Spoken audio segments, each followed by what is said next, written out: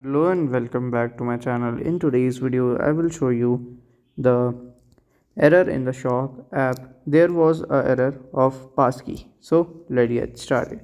So here we can see the shop app. I will just open it. Okay.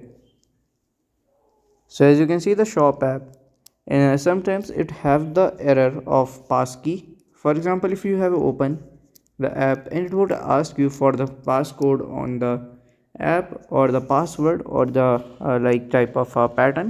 If you don't know, sometimes it's allow them and you can log in also sometimes, but not every time. Okay, it's like a rare issue, and you can see the shopping. You can normally do the shopping. You don't have to worry. It's a normal shopper, like normal thing. It will be resolved like within and like 2 to 3 days. And if you have any question, you can let me know in the comment section. And if you find this video helpful, make sure you like, subscribe, and share the video. Thank you for watching.